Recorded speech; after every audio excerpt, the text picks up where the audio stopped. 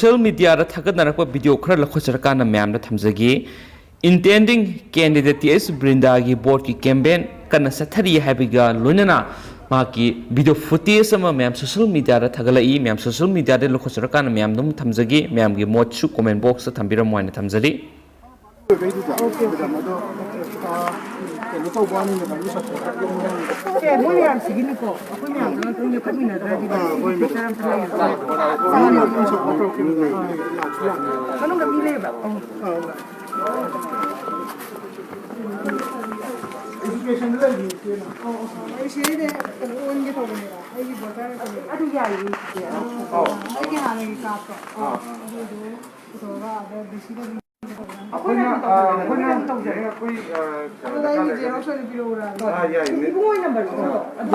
आधार xerox आदि photo दरकार लेदोने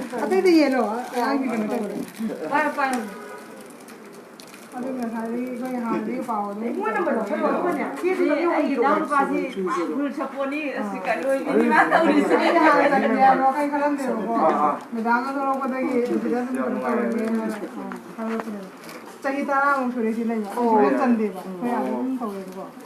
राम ना करता तो रही थी स्कूल में ना था अंदर भी कोई क्या कौन भी नम ना लगा ये लगा ने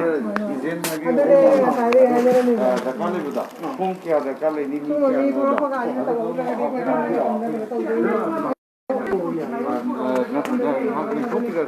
या कोई ठोक चढ़ मत तो तो पिरो तो या करने तो हो गया कोई लगता है कोई ना पावे सुना करी नहीं बगेगा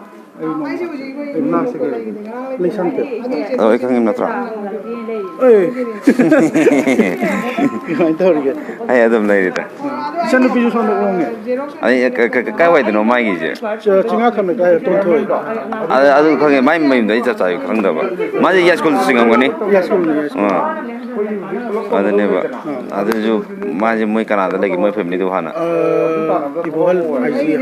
नते मैं इलेक्शन दे मैं हाना के मैं फैमिली अतोप इलेक्शन करा कनो तो मागी मसन पे टोन थोय फिल्म कुमिदो या स्कूल केंद्र युम पान मने बा अदु माने बा माने ताजो सिंगे के मसन पे ने मा दो सी दो होबनी टोन थोय दो मा गा कनो के अद मा पे मा मन लई ना संग्रबा नमिनी मा या होलनी या मा या होन बियो मा या होन मा जो याम कनो तो बने अदु याम थुना फाना बग तो बिदे यारोय बा हंड्रेड को आई की जोई मानवी याम लई दा काय याम काय ना बसे तो पैसा लुसन काय बसे तो पैसा लुसन जसे नमिनी ने लाम से को आई को जसे कोई याम तो होना को जा थोरो या नम्बर लौना की कनो की डॉक्यूमेंट्स का रोबदो अब तौरगा फोंना आई तुम पाव पाव जरा जेरोक्स आदा तौरो आधार मगा फोटो अनि मगा जेरोक्स आदा जेरोक्स तौरो जेबा फोटो अनि मदि संगनी बा फोटो अनि गा आधार का संग दो का ले दे पाव पाव जरा असोंगी बोदन मिस्टी को याव से दो अभी लोन ले आई लोन ये रे फोटो या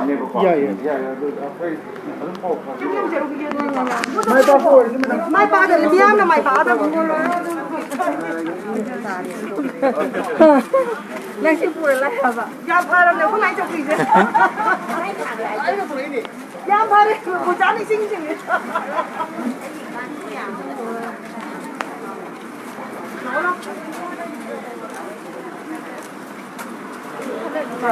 Yeah.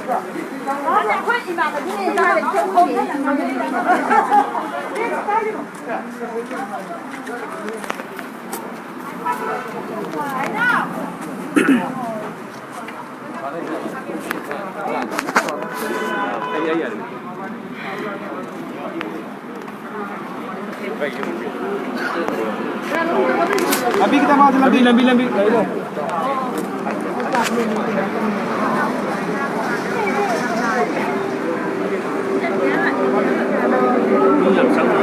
संगरो ये संग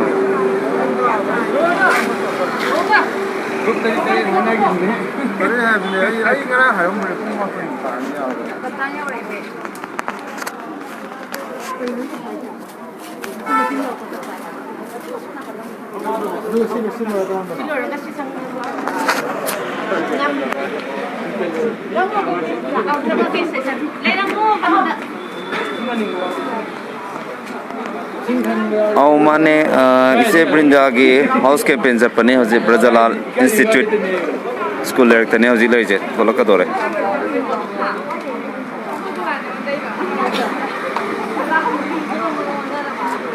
อิเซปรินดากีวัตช์กรุ๊ปอาหุมเนี่ยเขาจะเลยเชออาดูกาเทเลกราฟอามาชิเลยคุย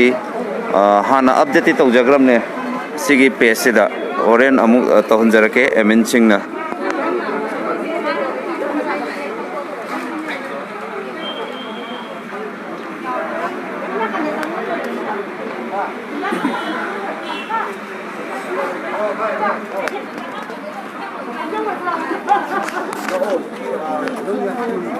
Comando.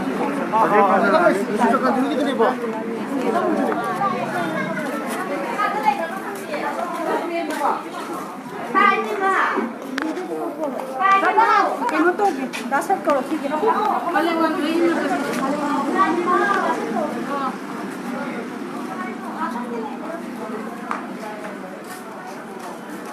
Bien, tú le dices a ti la voz.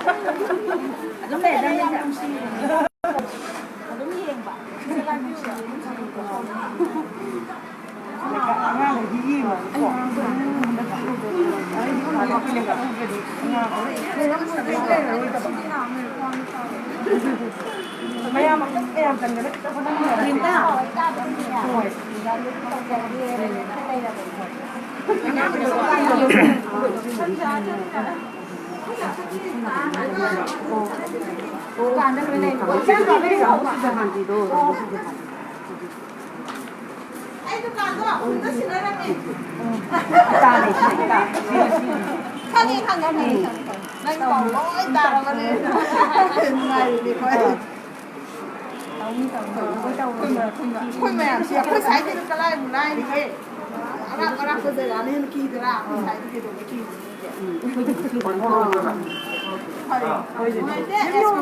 harga sebenarnya kalau terjadi सुने रे हाल का सिधै थोलक तरे थोड़ा ट्रेन था सुना कर थोड़े मालूम है मैं तुम हाल लाई बनी सिगी थोलक पनि न सिधा तिनी या बने खुद तो पे या बने तो दुकान में मंग खाइ रे तो खाना में बने तो या Nanti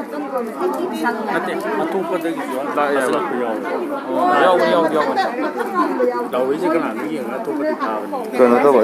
set ma kano phabe yang ni chenen adu na ne ba line no connection taw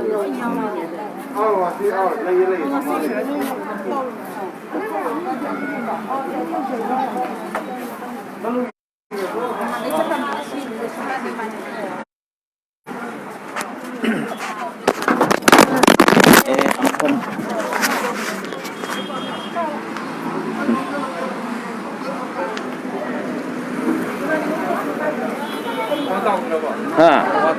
kumanda ogre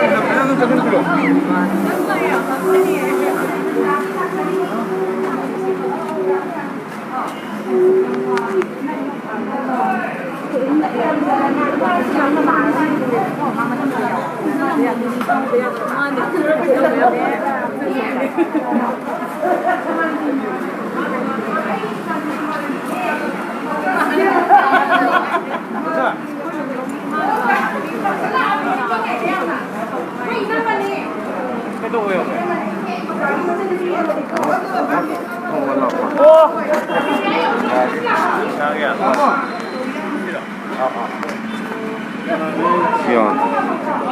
Siyon si tama pau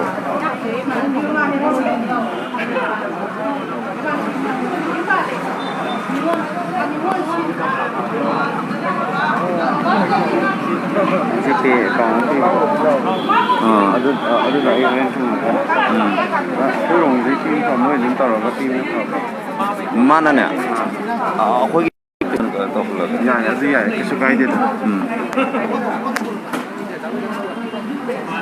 ꯃꯌꯥꯝꯅ ꯂꯥꯏꯚ ꯊꯥꯔꯛꯑꯣ ꯍꯥꯏꯕꯒꯤ ꯊꯥꯔꯤꯅꯦꯕ ꯑꯩ ꯑꯦꯁ ꯁꯤꯁꯤ ꯗꯔꯀꯥꯔꯅꯤ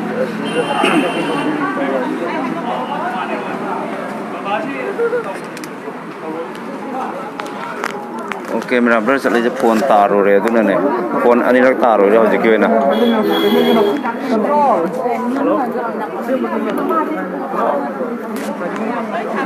ꯀꯩꯅꯣ ꯇꯧꯋꯦ ꯑꯩ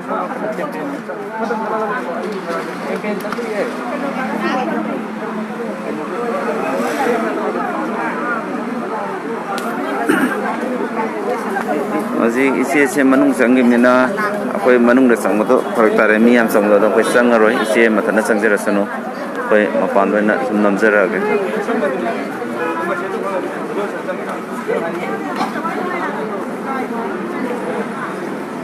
ꯍꯣꯏ ꯅꯦꯛꯁ ꯇꯥꯏꯝ ꯍꯦꯛ ꯁꯪꯕ ꯃꯇꯝꯗ ꯑꯗꯨꯝ ꯌꯥꯎꯕꯤꯅꯕ ꯃꯌꯥꯝ ꯌꯥꯎꯃꯤꯟꯅꯁꯦ ꯑꯩꯈꯣꯏꯁꯨ ꯒ꯭ꯔꯨꯞꯇꯁꯨ ꯑꯗꯨꯝ ꯁꯤꯌꯔ ꯇꯧꯖꯔꯛꯀꯦ ꯑꯩꯈꯣꯏꯒꯤ ꯀꯦꯝꯄꯦꯟ ꯂꯩꯕ ꯃꯇꯝ ꯑꯗꯒꯤ ꯏꯆꯦꯒꯤ ꯑꯦꯅꯤ ꯇꯧꯒꯗꯕ ꯊꯕꯛ ꯊꯧꯔꯝꯗ ꯑꯩꯈꯣꯏ ꯃꯌꯥꯝꯗ ꯑꯗꯨꯝ FB ꯄꯦꯖ ꯑꯗꯩ WhatsApp ꯒ꯭ꯔꯨꯞ ꯇꯦꯂꯤꯒ꯭ꯔꯥꯝꯗ ꯂꯣꯏ ꯍꯥꯏꯖꯔꯛꯀꯦ ꯍꯧꯖꯤꯛ ꯀꯩꯅꯣꯅꯦ ꯂꯥꯛꯀꯗꯧꯔꯤꯕ ꯏꯂꯦꯛꯁꯟꯒꯤ ꯏꯆꯦ ꯕ꯭ꯔꯤꯟꯗꯥꯒꯤ ꯍꯥꯎꯁ ꯀꯦꯝꯄꯦꯟꯅꯦ ꯆꯠꯂꯤꯁꯦ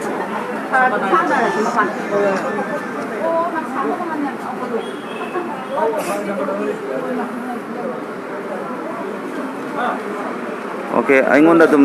ꯐꯣꯟ ꯅꯝꯕꯔ ꯑꯩꯒꯤ ꯀꯩꯅꯣꯁꯤꯗ ꯑꯗꯨꯝ ꯀꯩꯅꯣ ꯇꯧꯕꯤꯔꯛꯑꯣ ꯌꯥꯅꯤ ꯃꯦꯁꯦꯖ ꯊꯥꯕꯤꯔꯛꯑꯣ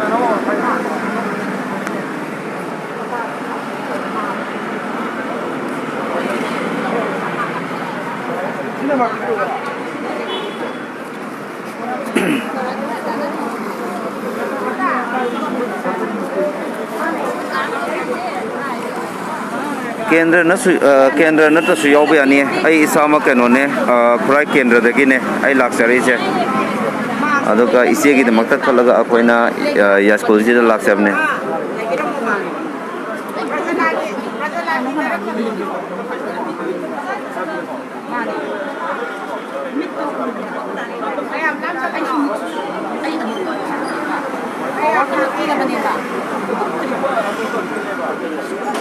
ꯏꯆꯦꯒꯤ ꯄꯥꯔꯇꯤꯁꯦ ꯍꯧꯖꯤꯛꯃꯛꯀꯤꯗꯤ ꯀꯟꯐꯥꯔꯝ ꯇꯥꯗ꯭ꯔꯤ ꯌꯥꯏꯁ꯭ꯀꯨꯜꯗ ꯂꯩꯔꯤꯕ ꯑꯍꯜ ꯂꯃꯟꯁꯤꯡ ꯌꯨꯠꯁꯤꯡ ꯃꯌꯥꯝ ꯄꯨꯜꯂꯒ ꯑꯗꯨꯒꯤ ꯑꯊꯨꯕ ꯃꯇꯝꯗ ꯇꯥꯅꯕꯁꯨ ꯍꯥꯏꯔꯛꯀꯅꯤ ꯍꯥꯏꯔꯦ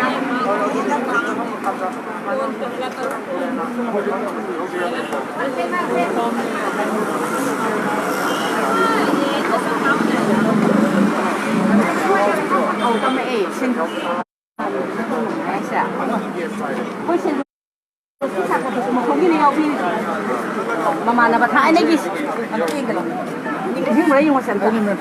limsa to mi masa pu kuma khongi samning sangne thake thake jinge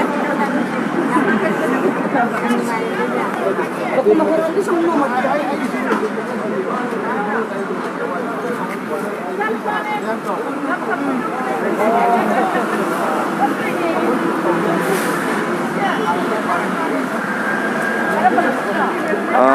ꯁꯤꯌꯔꯁꯦ ꯉꯔꯥꯡ ꯇꯦꯂꯤꯒ꯭ꯔꯥꯝ ꯋꯥꯠꯁꯑꯞ ꯀꯩꯀꯩꯕꯨꯗꯤ ꯂꯣꯏ ꯇꯧꯈ꯭ꯔꯕꯅꯦ ꯍꯧꯖꯤꯛ ꯂꯩꯔꯤꯁꯦ ꯑꯩꯈꯣꯏ ꯕ꯭ꯔꯖꯥꯂꯥꯜ ꯏꯟꯁꯇꯤꯇ꯭ꯌꯨꯠ ꯁ꯭ꯀꯨꯜ ꯂꯩꯕ ꯑꯗꯨꯒꯤꯗꯨꯗꯅꯦ ꯂꯩꯖꯔꯤꯁꯦ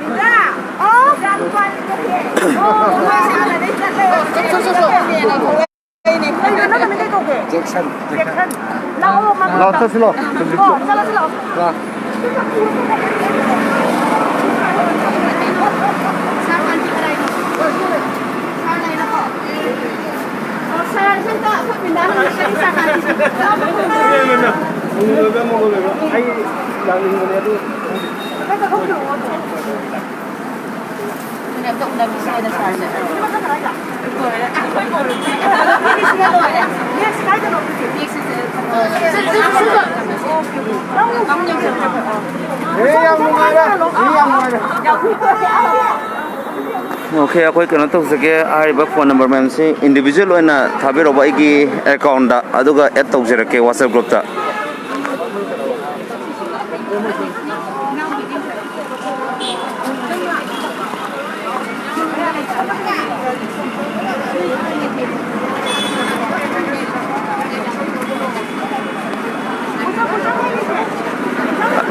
ꯑꯩꯒꯤ ꯁꯣꯏꯕꯝ ꯄꯤꯕꯥꯔꯦꯜ ꯍꯥꯏꯕ